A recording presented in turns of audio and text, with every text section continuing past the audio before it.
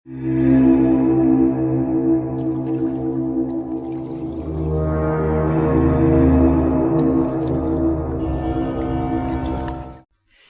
datang di Cerita Bebas Channel. Selamat datang pada para pecinta cerita horor dan cerita misteri.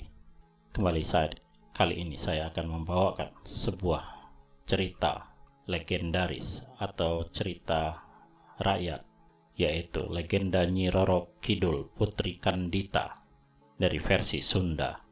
Legenda Putri Kandita adalah salah satu versi cerita yang mengisahkan asal mula dari Nyi Roro Kidul dari tanah Sunda, tepatnya di Pelabuhan Ratu, Jawa Barat. Legenda dianggap sebagai cerita yang kisahnya sudah mengalami banyak distorsi karena dalam penyampaiannya melalui lisan. Juga proses penyampaian yang dilakukan secara turun-temurun dalam jangka waktu yang lama menyebabkan beberapa cerita agaknya berbeda dari yang aslinya. Penyampaiannya yang selalu berpindah-pindah dari mulut ke mulut menyebabkan cerita dikenal luas sampai ke daerah yang berbeda dan jauh dengan daerah asal, sehingga bermunculan interpretasi baru dari pemikiran setiap orang. Seperti halnya legenda tentang Nyi Roro Kidul yang ternyata menurut kepercayaan dan tutur lisan masyarakat pesisir pantai selatan Pelabuhan Ratu memiliki keterkaitan cerita dengan kisah Putri Kandita, namun jarang sekali diketahui masyarakat luas. Cerita Putri Kandita ini tergolong ke dalam legenda masyarakat setempat karena cerita yang berkembang dari masyarakat di sana, namun menjadi dasar asal-usul dari Ratu Pantai Selatan yang lebih populer dikenal dengan Nyi Roro Kidul. Dalam kalangan orang Sunda sendiri percaya bahwa ada yang berkuasa di pantai selatan, namun tidak terlalu dibesarkan oleh masyarakatnya karena dianggap sebagai konsumsi pribadi, sehingga banyak kalangan yang tidak tahu mengenai cerita versi Sundanya, menyebabkan setiap pantai selatan di setiap daerah Sunda dipercaya memiliki penguasanya masing-masing. Dan Nyi Roro Kidul merupakan gelar yang diberikan warga setempat kepada sosok wanita yang berkuasa di sana, yang diketahui masyarakat awam di Indonesia saat ini. Nyi Roro Kidul adalah sosok makhluk yang dikenal mistis dan gaib yang menguasai laut selatan di sepanjang Pulau Jawa yang suka mencari tumbal. Sosok Nyi Roro Kidul ini selalu mengenakan pakaian hijau dari semasa hidupnya hingga dia menjadi penguasa laut selatan. Juga memiliki wajah yang rupawan.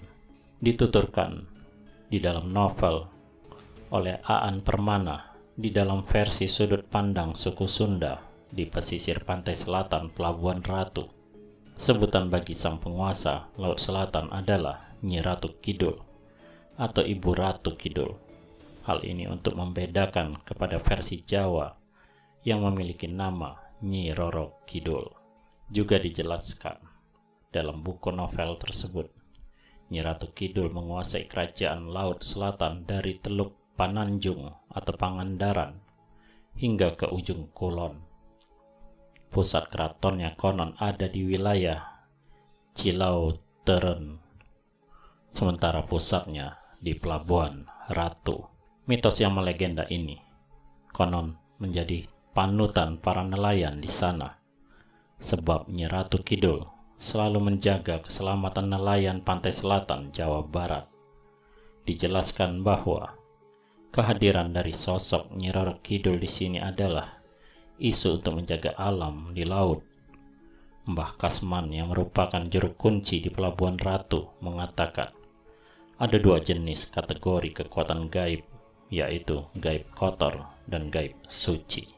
Nyi Roro Kidul adalah kategori gaib suci karena sering sekali memberi nasihat baik bagi kehidupan masyarakat melalui juru kunci tersebut. Nyi Roro Kidul disebut selalu memberikan nasihat hidup untuk selalu menjaga lautan karena kerusakan di dunia adalah sebuah bentuk keserakahan dari makhluk hidupnya, sedangkan gaib kotor adalah sosok yang selalu mengantarkan manusia ke jalan keserakahan, karena yang ada di benak mereka hanyalah bersenang-senang. Biasanya sosok ini menyamar sebagai Nyi Roro Kidul, tutur Mbah Kasman.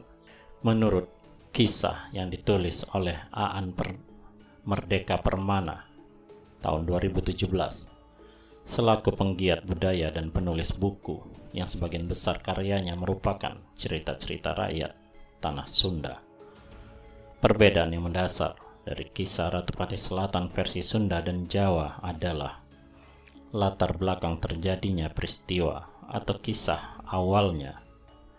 Jika yang versi Sunda berlatarkan kerajaan Pajajaran yang merupakan penyatuan kerajaan Sunda dan Galuh, yang kala itu dikisahkan asal mula Sang Nyi Ratu Kidul adalah putri dari Sri Baduga Maharaja Jaya Dewata yang bernama Putri Kandita. Sedangkan dalam versi Jawa berlatar belakang kerajaan Mataram. Di sini Nyi Roro Kidul diceritakan memiliki hubungan khusus dengan raja-raja di sana.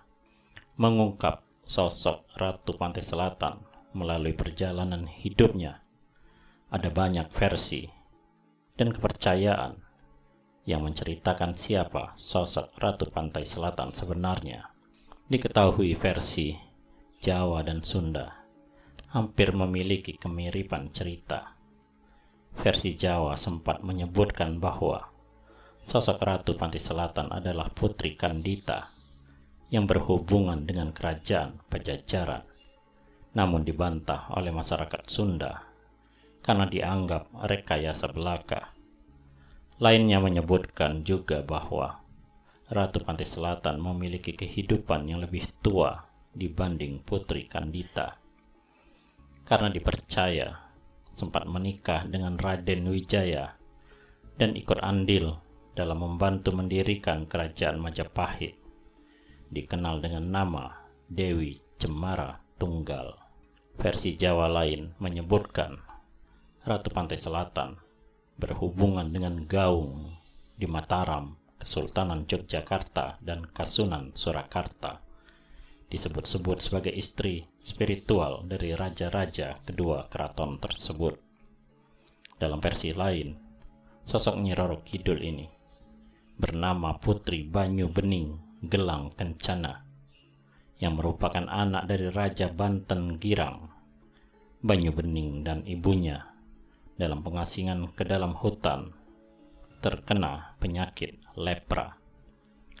Lalu dalam mimpinya mereka bertemu dengan 3 wanita cantik penunggu hutan, kawah, dan telaga. Mereka membawa Banyu Bening ke Samudra Bale Kencana dan menobatkannya menjadi Ratu Pantai Selatan. Dengan sendirinya, raga Banyu Bening berjalan menuju pantai selatan dan ditelan oleh ombak ke dalam lautan. Disebutkan dalam sebuah buku bahwa Putri Pantai Selatan memiliki hubungan dengan Ratu Bilqis. Disebutkan bahwa alasan ini diambil karena semua ratu sedunia yang bijaksana merupakan refleksi dari Ratu Bilqis. Namun cerita tersebut hanya ada di tengah-tengah masyarakat yang belajar ilmu tradisional non-akademis. Kisah yang akan diambil menjadi objek penelitian dari banyak versi, yaitu pada kisah perjalanan hidup Ratu Pantai Selatan menurut pandangan budaya Sunda. Sebenarnya, banyak disebutkan bagi Ratu Pantai Selatan di Sunda, biasanya dikenal dengan sebutan Putri Kandita. Ada yang memanggilnya Putri Mayang Sagara, namun ada yang membantah dan menyebut nama aslinya adalah Nyi Purnamasari, dan masih banyak lagi. Objek akan difokuskan mengambil kisah legenda Putri Kandita yang paling sering dibicarakan dan jelas garis sejarahnya selama hidupnya di kerajaan Pajajaran. Mengungkap bagaimana keteladanan dan kisah asmara sang putri. Bagaimana sikapnya dalam menghadapi perilaku jahat saudara dan ibu tirinya, sehingga harus meninggalkan kerajaan dan mengasingkan diri ke dalam hutan, hingga menjadi Ratu Pantai Selatan. Kisah yang akan diangkat nantinya mengambil atau mendasar pada kisah Putri Kandita yang ditulis dalam novel Putri Kandita Kemelut Putri Prabu Siliwangi, karya Aan Merdeka Permana. Kisah menurut tutur budaya Sunda diambil karena dalam kalangan masyarakat Sunda umumnya suatu kisah hanya diperuntukkan bagi diri sendiri saja dan tidak disebarkan kembali. Inilah kenapa masyarakat di sana memiliki keyakinan yang berbeda-beda terhadap sosok Putri Pantai Selatan yang terkadang menimbulkan perbedaan keyakinan, sehingga di setiap pantai selatan di setiap daerah Sunda dipercaya memiliki penguasanya masing-masing. Sementara mitos, kisah, legenda Nyi Roro Kidul versi dari Banten Kidul diceritakan ketika kerajaan Sunda runtuh tahun 1579, kekuasaan atas daerah Banten digantikan oleh Kesultanan Banten yang bercorak Islam. Proses pergantian kekuasaan itu seiring dengan dilakukannya Islamisasi oleh Syarif Hidayatullah yang dilakukan sejak tahun 1522. Selain itu, runtuhnya kerajaan Sunda pun telah melahirkan berbagai mitos yang berkembang di tengah-tengah kehidupan masyarakat Banten. Mitos-mitos itu ada yang bercerita ketika kerajaan Sunda masih berdiri, mitos tentang penolakan para pengikut setia Raja Sunda atas kekalahan kerajaannya, mitos yang bercerita tentang proses Islamisasi itu sendiri, dan cerita-cerita mitos ketika Kesultanan Banten telah berdiri. Banten Kidul yang berbatasan langsung dengan Samudra Indonesia, masyarakat Banten Kidul mengenal sebuah dongeng tentang Nyi Roro Kidul. Bagi masyarakat, cerita ini bagian yang tidak dapat dipisahkan dari eksistensi kerajaan Sunda. Oleh karena itu, tidaklah mengherankan kalau kisah tentang penguasa Laut Selatan ini berbeda dengan cerita yang dikenal oleh masyarakat pada umumnya di daerah pantai selatan, seperti di daerah Yogyakarta. Cerita ini begitu legendaris dan sangat kuat terpatri di hati masyarakat Lebak Selatan yang memang bersinggungan langsung dengan Laut Selatan. Diceritakan bahwa Nyi Roro Kidul merupakan putri Prabu Siliwangi dari kerajaan Pakuan Pajajaran. Ibunya merupakan permaisuri kinasih dari Prabu Siliwangi. Nyi Roro Kidul yang semula bernama Putri Kandita memiliki paras yang cantik, dan kecantikannya itu melebihi kecantikan ibunya. Oleh karena itu, tidaklah mengherankan kalau Putri Kandita menjadi anak kesayangan Prabu Siliwangi. Sikap Prabu Siliwangi yang begitu menyayangi Putri Kandita telah menumbuhkan kecemburuan dari selir dan putra-putri raja lainnya. Kecemburuan itu yang kemudian melahirkan persekongkolan di kalangan mereka untuk menyingkirkan Putri Kandita dan ibunya dari sisi raja dan lingkungan istana mereka.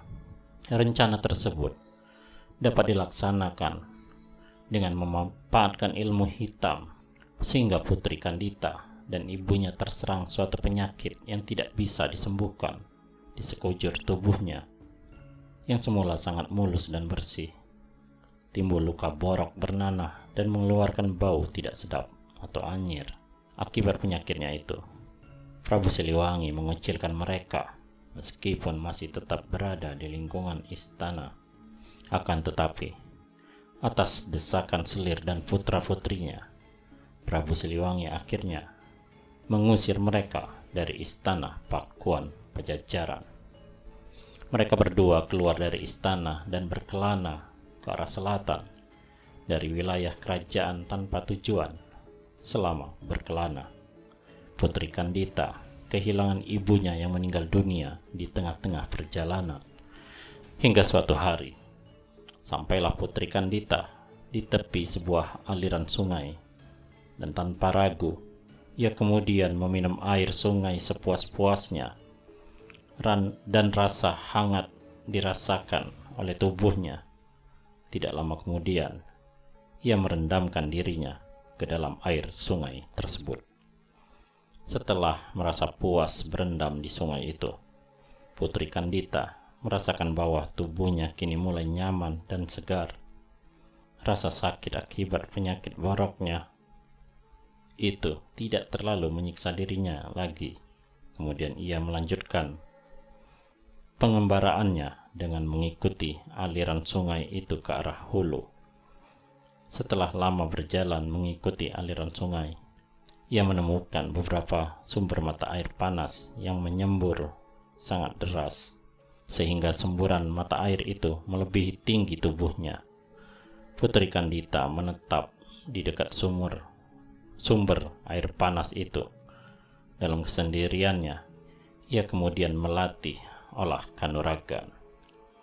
Selama itu pula, Putri Kandita menyempatkan mandi dan berendam di sungai itu tanpa disadarinya. Secara berangsur-angsur, penyakit yang menghinggapi tubuhnya menjadi hilang. Setelah sembuh, Putri Kandita meneruskan pengembaraannya dengan mengikuti aliran sungai ke arah hilir. Dan ia sangat terpesona ketika tiba di muara sungai dan melihat laut. Oleh karena itu, Putri Kandita memutuskan untuk menetap di tepi laut wilayah selatan Pakuan Pajajaran. Selama menetap di sana, Putri Kandita dikenal luas ke berbagai kerajaan yang ada di Pulau Jawa sebagai wanita cantik dan sakti.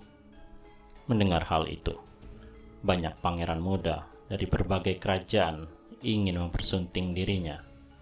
Menghadapi para pelamar itu, Putri Kandita mengatakan bahwa ia bersedia dipersunting oleh para pangeran itu asalkan harus sanggup mengalahkan kesaktiannya, termasuk bertempur di atas gelombang laut yang ada di selatan Pulau Jawa.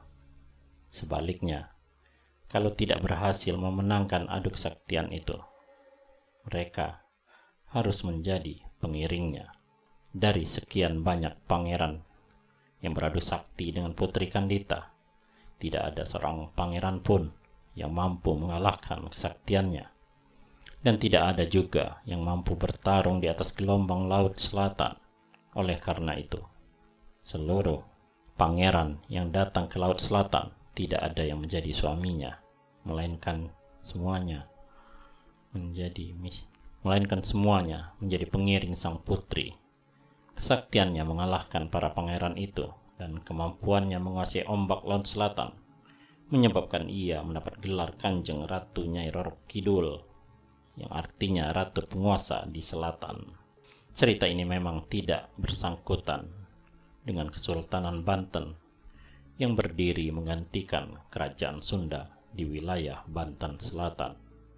Akan tetapi, cerita ini sangat penting dikemukakan sebagai salah satu contoh wujud multifak masyarakat, sebagai salah satu wujud dari masyarakat Banten Selatan tentang keberadaan Nyai Roro Kidul, Prabu Siliwangi, dan Kerajaan Pakuan Pajajaran. Artinya, kerajaan laut kidul yang dikenal dalam pikiran masyarakat Banten Selatan itu memiliki hubungan kekerabatan dengan Kerajaan Pakuan Pajajaran karena penguasanya merupakan anak dari Prabu Siliwangi, raja legendaris Kerajaan Pakuan Pajajaran. Demikianlah kisah legenda tentang Nyi Roro Kidul. Semoga Anda terhibur. Terima kasih dan sampai jumpa.